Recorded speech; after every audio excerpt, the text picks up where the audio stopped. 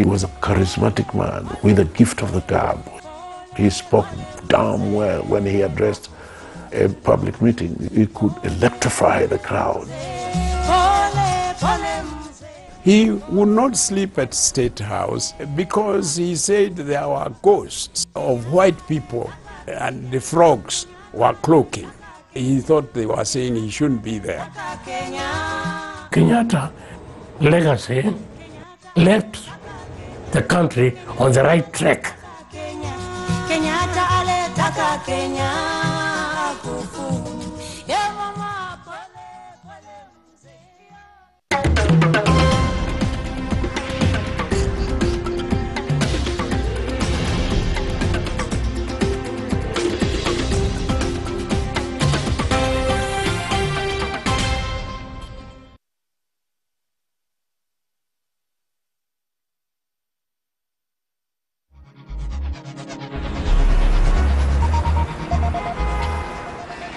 The Kenyan capital, Nairobi, one of the fastest growing cities in Africa.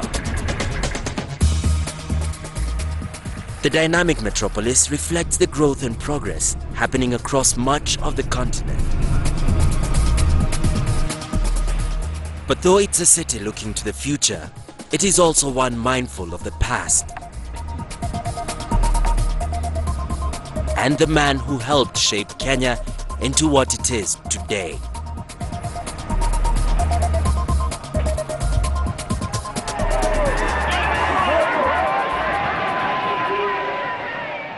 It only remains for me to present to you, Mr. Prime Minister, these constitutional instruments which establish Kenya's independence. December the 12th, 1963, and Jomo Kenyatta, then in his early 70s, becomes the founding father of the Kenyan nation. He's down in history as the man who won his country independence. But to millions of Kenyans, then and now, he's simply called Mzee. When a man becomes older and older, particularly a wise man or a leader, he's a Mzee. In fact, sometimes they even used to call him old man. To Europeans, that may sound very bad when somebody calls you old man, but not to Africans. It's a term of respect. In a presidency spanning 14 years, Kenyatta was an icon to his people, well known for his distinctive personal style. The leather jacket, I would say it was his political trademark. Every time there was national political celebration, he would come in that leather jacket. That was his symbol. And a very big ring, and very nice carved walking stick, and a fly whisk, of course. His fly whisk, for example, was a gift from Ethiopia, from Haile Selassie, the emperor. It's a sign of authority, it's a sign of peace. When you do that, you're telling people peace. Today, Kenya is thriving, as is Kenyatta's legacy. But nearly 50 independence, the country is a very different place to the one he grew up in. For first as a protectorate and later as a colony, Kenya was then ruled by the British. When the white people came, they decided to make the African a kind of a servant, the servant's class. And anybody who asked for independence is shot. It was not officially called apartheid in this country, it was called the color bar. And the color bar made the white people citizens number one, Asians citizens number two, and the Africans were citizen number three. Men were given what they call kipande, identification card, which was put in a metal box, and then it was hung their heads so that it looks like a dog's tag. The young Jomo Kenyatta was among those unafraid to speak out against these injustices. Born in Gatondo, in Kenya's Central Highlands, his family was part of the Kikuyu community, the largest of Kenya's 40 or so ethnic groups. From the start, he showed resolve and initiative.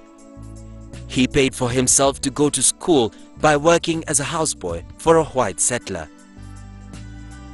In the 1920s, he entered politics and went to Britain to lobby for his country and further his education.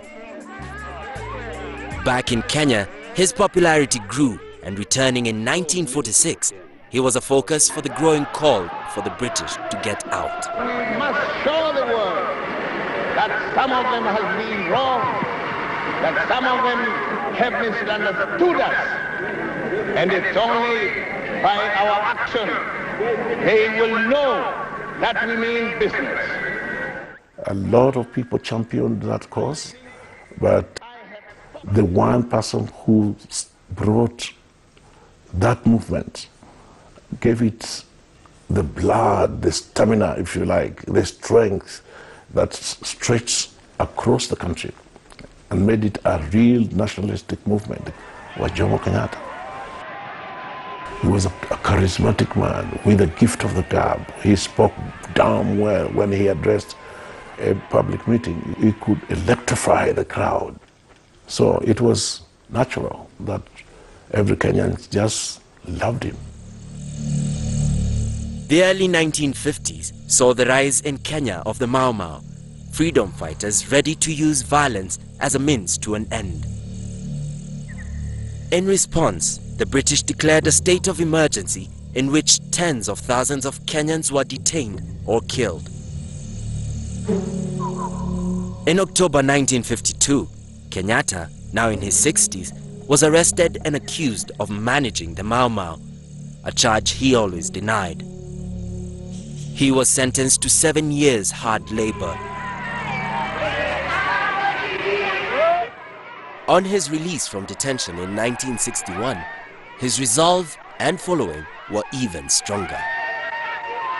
Kenyatta was overwhelming as a speaker to his people.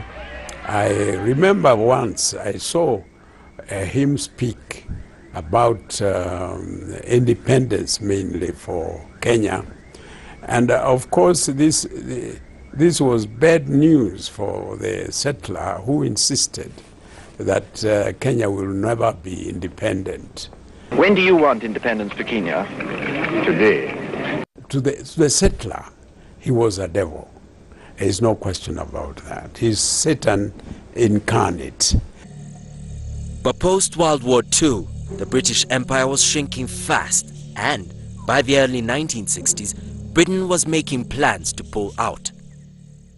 Kenyatta's party won elections in Kenya in 1963. He became Prime Minister, and the path to independence was paved. This is one of the happiest days of my life. But while Kenyans were thrilled with their new leader, the British white settlers were less so. Everyone was shit scared, if I might say, of what was going to happen to their easy way of life. The white settlers requested a meeting with Kenyatta. That meeting took place in a hall in Nakuru. And the white settlers who were in Kenya that time, many of them were there. The hall was full. Dr. Njoroge Mungai, then in his 30s, was one of 4 government advisors Kenyatta took with him. Our advice at that time, this has never been told before, was that we don't want these people to stay. We want them to go quickly. When you tell them, give some kind of notice for them to know that the land must go back to the people. He said yes, yes, yes. So we went there and we sat down. Then President Kenyatta started talking. Well, we expected to hear this mentioned when they had to leave, but that's not what we heard. I think some of you have been maybe worried what will happen if Kenyatta comes to be the head of the government. Well, now let me set you to rest that Kenyatta has no intention whatsoever to look backward. We are going to forgive the past. That speech was a very good one. He said, stop, look, calm down, boys. I'm not going to slit your throat. If you behave yourselves and don't throw your weight around, there's a future for you here. That's not what we thought he was going to say. But the meeting went off very well. And they asked any questions, he handled them beautifully. We admired him. But still, he didn't say something that we had asked him to say. So when we finished the meeting, we went back to the small room just to discuss with him. Well, Jomo Kenyatta said, yes, I listened to you very carefully. I listened to your advice very well, but I did not accept your advice. If you look at it now, it was a very smart and a very wise way of doing it. We were men in a hurry, youth in a hurry, and we wanted to see them get out and get their notice. But he was much wiser than us. Tolerance and cooperation were the hallmarks of the new Kenyatta presidency. He coined the phrase Harambe, meaning let's pull together, and it became a national slogan. But though he'd invited the white settlers to make Kenya their home, he found it difficult to think of State House, previously the British seat of government, as his. He would not sleep at State House because he said there were ghosts of white people. He said that he couldn't sleep because there were ghosts of white people and the frogs were cloaking. He thought they were saying he shouldn't be there. From then on, every night, however late, Kenyatta made a 50-kilometer journey to Gatondo. As well as being his birthplace, it was now the location of the home he shared with his wife Ngina and their 4 children, Christine, Uhuru, Anna and Muhoho. Ngina was Kenyatta's 4th wife. He had 4 more children from earlier marriages, including one to a British woman while living in the UK. As a father and as a husband, he embraced traditional values. He liked his wife to look like a Kikuyu wife, not too anglicized or westernized. Trousers at the time here were not worn have just very recently been taken over. They were going to go for the inauguration of the Air Force, and Mama Ngina, looking for to look best, wore trousers, and the Mzee did not like it. Oh yes, I think she changed, yeah. At heart, he was still a very sentimental Kikuyu person, and loved in the evening nothing more than to have dozens of women chanting away in their tribal songs night after night after night. He loved that sort of thing. When it came to his country, however, Kenyatta was modern and progressive. Under his leadership, the infrastructure grew and the economy prospered. As soon as independence came and Kenyatta government was formed, I think it as if the whole world was waiting for it. A lot of investors moved in. The economy was very, very lively. I think his leadership really spearheaded the economic development. In building this new nation, Kenyatta had an overriding priority. Number 1 for Kenyatta was education. He regarded its education as a very important instrument in the governance of the country. Successful education system was very important to him. In 1966, the Jomo Kenyatta Foundation was set up. Its mandate, to use proceeds from the sale of textbooks to pay for deprived children to go to school, continues to this day. Nelius, come and demonstrate to us how to construct a perpendicular bisector of the line AB. He first constructed a lane. Thanks to the foundation, 15-year-old Nelius Wangari is now studying at a girls' boarding school in Nairobi. Her ambition is to become a chemical engineer. You make another suspended arc over here. Without the scholarship, she'd have little chance of achieving her dream. For her mother is a single parent and her home is one of the city's biggest slums. The Jomo Kenyatta Foundation has so far educated approximately 15,000 Kenyan needy and bright students in the Kenyan public secondary schools at an approximated cost of $6.25 million. The students are poor, orphans, destitutes from all over the country. We also cater for the disabilities. I think if it were not for the Jomo Kenyatta Foundation sponsorship, I don't think that I could first have gone to secondary school. Maybe I could just have been left in the village roaming like some of my friends there, because my mother could not have afforded the fees to take me to a secondary school. I think that Jomo Kenyatta Foundation sponsorship have helped me a lot.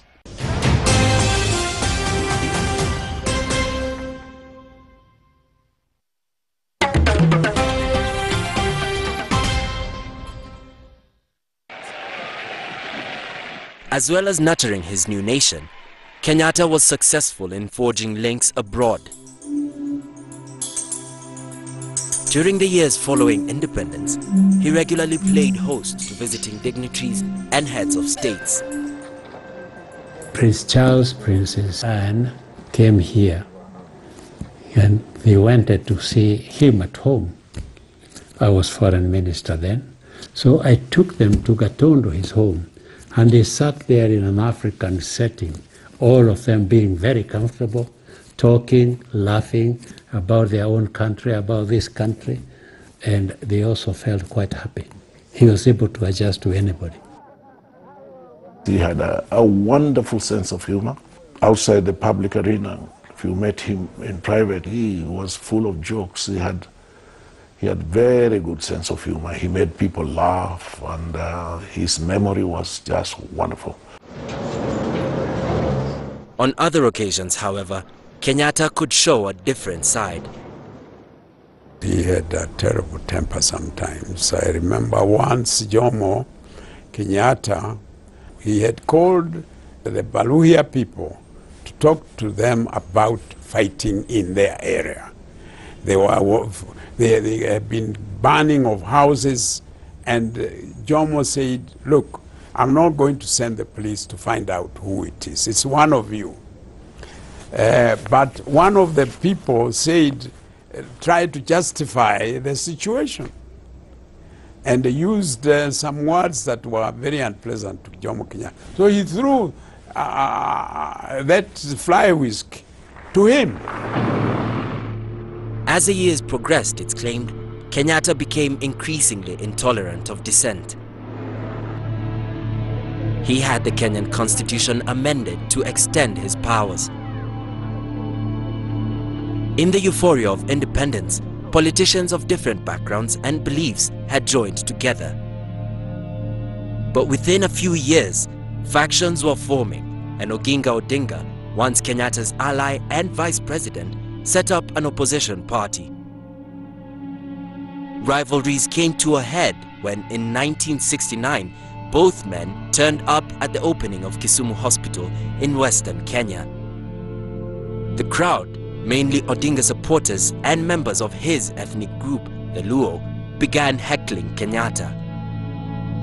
A scuffle broke out in which, on the main dais of these VIPs, somebody threw a chair in Kenyatta's direction. Well, Kenyatta obviously was very well prepared, and so were his people, for trouble. And trouble then began in a serious way. There was an awful lot of shoving and pushing. There was a lot of noise that was being made, and the voices were drowned. And of course, it was the duty of the police to protect and keep peace. The bodyguard of Kenyatta surrounded him and started firing outwards in a general kind of way. It was terrifying. The main crowd were about 100 meters away, and they started shouting anti-Kenyatta slogans.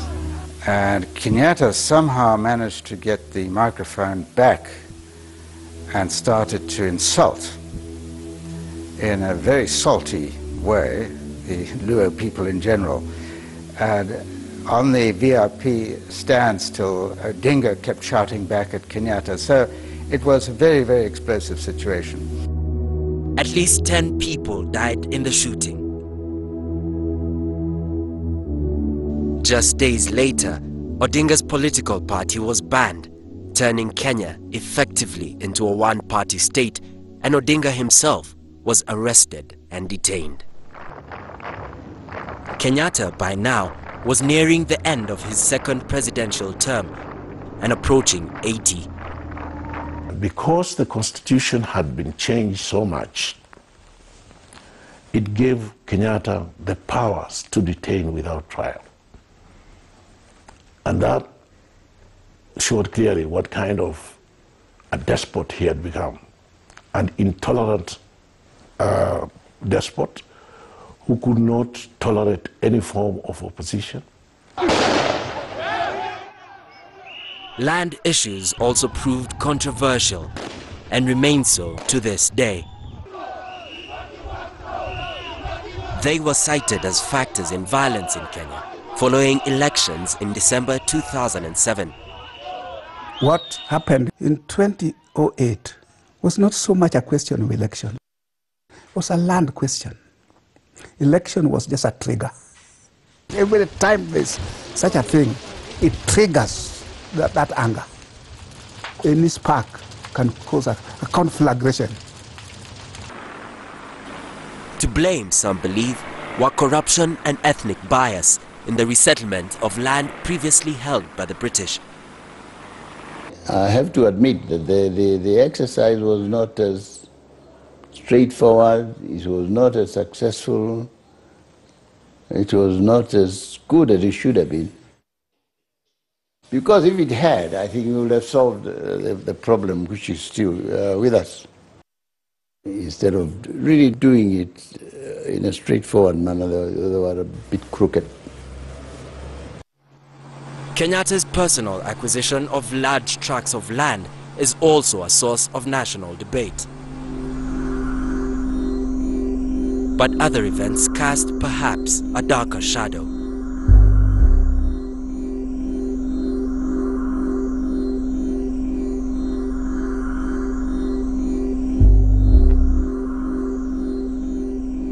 In July 1969, Tom Mboya, a politician tipped by some as a contender for the presidency, was gunned down in Nairobi city center. His death came 4 years after journalist and politician Pio Gama Pinto, an opponent of Kenyatta's government, was shot at close range. And in 1975, Josiah Mwangi Kariuki, another politician who challenged the regime, was also assassinated. I would like to exonerate Jomo Kenyatta himself from being instrumental in the assassination of Tom Mboya, Pio Gama Pinto, and J.M. Kariuki. I don't think Jomo Kenyatta was instrumental. Jomo Kenyatta was getting old. He was not even really running the show.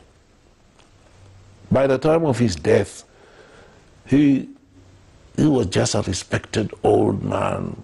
His health towards the end, about the last 4 or 5 years, was not good, because sometimes he could not fulfill his official duties, although he made every attempt to come out of. Sometimes he just stayed at Katondo or went to Mombasa, and we will not disclose the reason. Sometimes he could not walk properly, and sometimes he couldn't read properly, and sometimes he couldn't think properly. A few people around Kenyatta took advantage of his senility, and given that he was the president, and a very active president as such, everything must receive his stamping. They used to make him stamp things that were not really properly done. A few of his own people around him. And that, I think, was unfortunate. In August 1978, now in his late 80s, Kenyatta invited his entire family to a reunion at his house on the Kenyan coast. A week and a day later, he died in his sleep.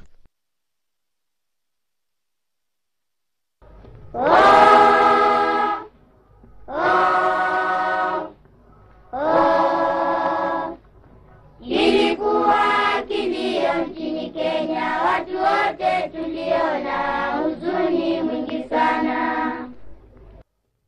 Despite Kenyatta's advanced years, the nation he'd founded was stunned. People cried, people were upset. You know, we embalmed him, and so he was lying in State House. And I mean, just like him, in his suit and flower, which Mama Ngena used to put every morning, a new flower. And people could not accept that Mzee has gone.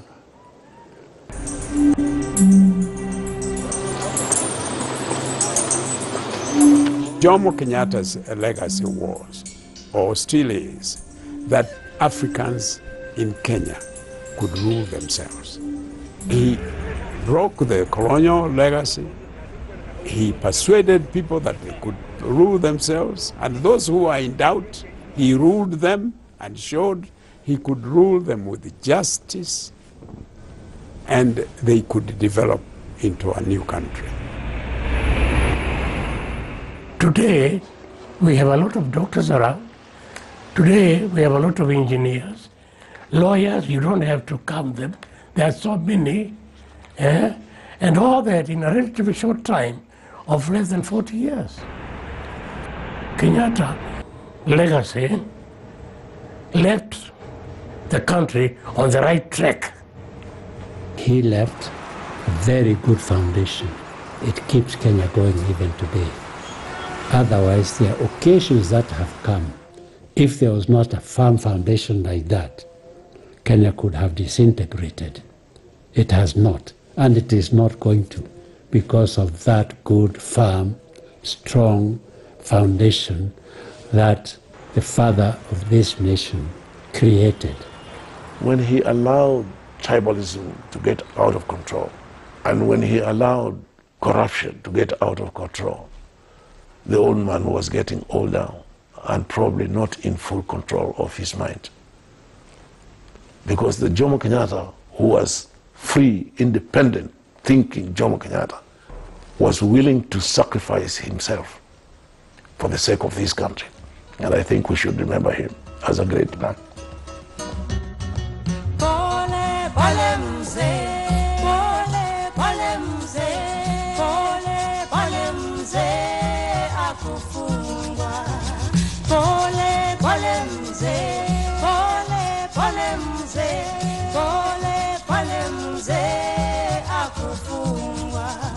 Kenyatta aletaka Kenya, Kenyatta aletaka Kenya, Kenyatta aletaka Kenya akufungwa, Kenyatta aletaka Kenya.